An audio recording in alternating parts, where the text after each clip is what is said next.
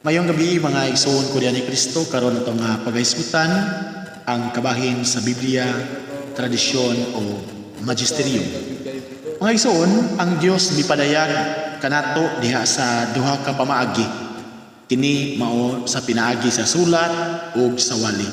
Sumala sa 2 Tesalonica 2:15. Si San Pablo miingon, mga igsoon, barog nga malig-on ug hupti ninyo ang mga tradisyon nga among gitudlo kaninyo pinaagi sa wali ug sa sulat. Ang sulat mga igsoon mao kini ang Biblia. Kalakbit niini ang Biblia ug kining wali mao ang gitawag sa simbahan o tradisyon. Ug ang Biblia ug ang tradisyon paghatagan og gustong pagsabot sa simbahan nga mao ang gitawag og magisterium. Ang pulong nga magisterium nagagikan sa Latin nga pinulungan magisteri nga nagpasabot og magtutudlo kun teacher. Mga igsoon, ato nining maong pagtema nining Biblia, tradisyon o magisterium, atong tubagon ang upat ka mahinungdanon kaayo nga pangutana. Una, unsa man kining Biblia? Ikaduha, kanusa adunay Biblia? Ikatulo, kinsa man ang responsable sa pagkamugna sa Biblia? O ang ikaupat, igo na ba ang Biblia nga mao'y basihanan alang sa kaluwasan? Kay sumala sa itong mga igsuon, matod pa nila nga dili na kinahanglan og tradisyon. Biblia lang atong tuhan. Mukutlo sila sa dias Biblia mga igsuon sa unang Korinto 4:6 nga nagingon, dili ipadawat ang kapinsa ni sulat. Ila usab kutloon ang Mateo 15:3 ngadto sa 6 nga nagingon, ang Dios gikalikot-kutan pag-ayo niya kadtong mga tao nga nagsunod sa tradisyon inay ang Biblia. Unya utuon pa pod ang 2 Tesalonica 3:16. 2 Timoteo 3:16 nga ang Biblia mo'y magtudlo sa tanan. Manamingon sila dili na kinahanglan ang tradisyon kay igo naman di ay ang Biblia. Ang pangutana, husto ba sila? Yan ato unang i-breakdown. Tagsa-tagsaon nato ang maong tema. Una, unsa man kining Biblia? Ang Biblia mga igsoon mao kini ang gitawag commonly mingon ta nga inspired book. Inspired book written by man. So libro kini nga gisulat sa tao uban sa lamdag sa Espiritu Santo. Ang Biblia nagagikan sa Hebro nga term biblos. Sa Greek gitawag kini og ta Biblia nga nagpasabot kini og libro sa mga libro. Sa ato pa, usa ka libro nilangkuban og daghang mga libro.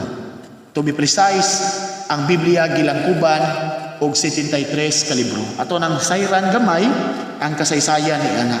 Kanus aman adunay Biblia.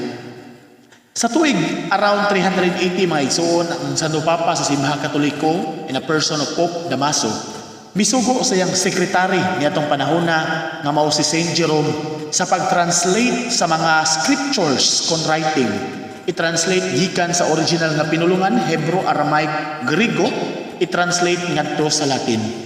Anyways, kini si Pope Damaso di ay ika-37 na nga Santo Papa sa simbahan.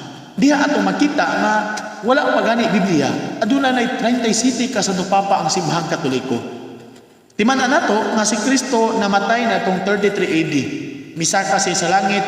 So around 372 or 382, 382 until 405 AD nga gideclared sa simbahan nga ang Biblia pulong sa Ginoo 405 AD.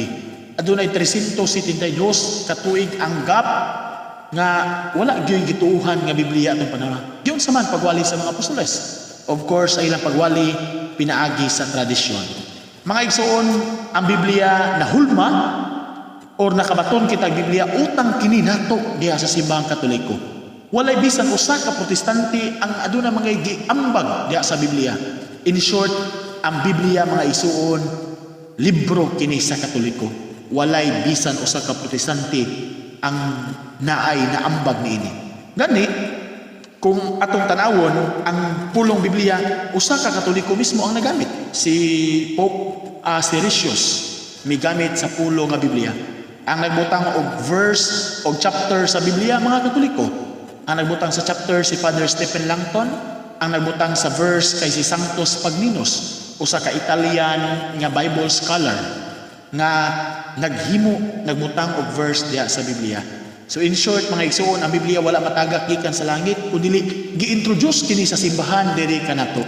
So ato ning utang kabubuton, mga igsoon. Diyon sa mangpod sa mga protestante nga nung ilang gidawat nga Biblia kulang man 66 books raman. Mga igsoon, si Martin Luther, usa ka father of Protestantism, usa ka kanhi pari nga Katoliko, nirebildi sa simbahan. Ug sa iyang pagrebildi sa simbahan, sanglit dili man niya madawat ang 7 ka libro kay musungag man kini sa iyang pagtulun-an nga gitudlo nga faith alone, grace alone, scriptures alone. Mao nang iyang gilaksi kining 7 ka libro. Gani dili lang kini ka 7 ka libro gisuwayan usab niya paglaksi ang sulat ni Santiago, ang pinadayag ug ang sulat sa taga Roma. Apan wala magkadawat ang mga sumusunod niya, busa iya kini gibalik ngadto sa index. Unsa gibasihan ni Martin Luther sa pagtangtang sa 7 ka libro, mga igsoon? Ilang gisunod ang gitawag og kanon, pinaagi ni Rabbi Akiba, usa ka Hudiyo nga kaaway kaayo sa mga Kristiyano. Kini maong Hudiyo, mga igsoon, nga kaaway sa Kristiyano, naghimo didto sa Council of Jamnia, laksi ni ining 7 ka libro, sanglit wala kini masulat ngadto sa iyang original nga manuscript ngadto sa Hebrew, kundi nasulat kini ngadto sa Greek, manang wala niya dawata. So kung mga protestante, mga igsoon, misunod sila sa kanon ni Rabbi Akiba, atong pangutanon sila nganong gidawat man niyo ang New Testament, where in fact the New Testament except Matthew was written in Greek, not in Hebrew. Sa ato pa usa ka palpak nga pagsunod-sunod nga wa magani kalibutan di ay nga ilang gisunod wa na day na mao. Niya mga igsoon, unsa man atong pagtubag, aduna ba tay mabasa nga tradisyon diya sa Biblia? Atong gamiton ang Biblia nga gigamit sa atong mga igsoon. King James Version diya sa 2 Tesalonica 2:15. Klaro kaayo mabasa nato ang word tradition. 2 Tesalonica 3:6 nagingon, palayo kamo neto mga tao nga wala mo dawat sa mga tradisyon nga among gitudlo kaninyo. So unsa man din tradisyon? Ako balikon ang tradisyon, mga pagtulunan nga nadawat nato binaba. Kining tradisyon nga gisunod sa simbahan, mga igsoon, dili ning tradisyon nga mga patuo-tuo, kundi gitawag ni og apostolic tradition. Kay mga tradisyon makini pagtulunan man kini nga atong gisunod pinaagi sa mga apostoles. O ganong aduna may magisterium. Tungod kay nasayod ta bisan sa pagtukod, sa pagsugod sa Dios, sa pagsugo sa iyang mga tinunan, or even sa mga prophets. Ang Dios nagpili na daan sa katawhan sa Israel, nagpili siya og mga pari. Kining mga pari, mga igsoon mo ni ang gitawag og magisterium.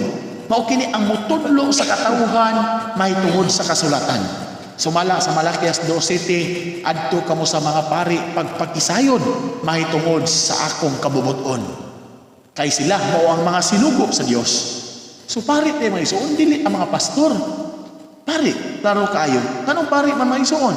Kini mga pastor magod, due respect lang po nila ang ilang trabaho. Pagpatibulaag magod, ilang gisiak-siak ang katawhan sa Dios. Muna ang Dios nasuko pagayo sa mga pastor. Sumala sa Jeremias 23:1, mga igsoon, nag-ingon ang Dios, pagkaalaot ninyong mga pastor nga nagpaisalaag sa akong katawhan, nag-ingon ang Dios. Sa Jeremias 21:23, mga igsoon, nag-ingon ang Dios, pag niadtong mga pastor, wala ko kini sila subua, apan ang lakaw sila. Muna ang mga pastor, mga igsoon, karon bisag walay otoridad gikan sa Dios, nagbuot-buot sila lakaw, nagsangyo-sangyo usab sila. Apat kinsa man ang mutudlo nato mga igsoon, si Kristo nagtukod og usa ka simbahan, Mateo 16:18, og kining maong simbahan niyang gisugo sa pagpanglakaw sa tibuok kalibutan. San Mateo 28:19 ngadto sa 20. Og miingon pa gyud si Kristo, kung adunay dili mo dawat kaniyo, itaktak ninyong abog. San Mateo 10:15. Diya sa Galacia 1:8, si San Pablo nagpasidaan nga kung adunay magtudlo og lahi nga pagtulunan sa inyong dawat, let him be anathema. Himua siyang tinulo. Muna kinahanglan akong dawaton mga igsoon. Sa Lucas 10:16, si Kristo mingon, ang nagdawat kaninyo, nagdawat usab kanako. Apan ang nagsalikway kaninyo, nagsalikway usab kanako. Mao na nga wa tay igo nga kapasipakaran mga igsoon nga kinahanglan ato gayong dawaton ang maong simbahan, ang simbahan nga maoy gitungyanan sa Ginoo aron sa pagsangyaw sa kamatuoran. Kay ang kamatuoran mga igsoon pinaagi lamang sa simbahan, no? diha nato masayran. Ano man, kasi ingon nga si Kristo sa Juan 14:6, mao ang dalan, ang kamatuoran ug ang kinabuhi. Ang simbahan usab mao ang haligi ug sukaranan sa kamatuoran, sumala sa unang Timoteo 3:15. Si San Pablo miingon, nun inimpusumo sa liquidad versus veritatem sed pro vertate. Wala kita mahimor sa pagkibatok sa kamatuoran, kundi aron sa pagdapig dinhi. Muna pagitaw na itong kamatuoran mga igsuon, kay sumala sa Juan 8:32, ang kamatuoran mo'y maghatag kanato og kagawasan. Mayong gabi og daghang salamat kanatong tanan.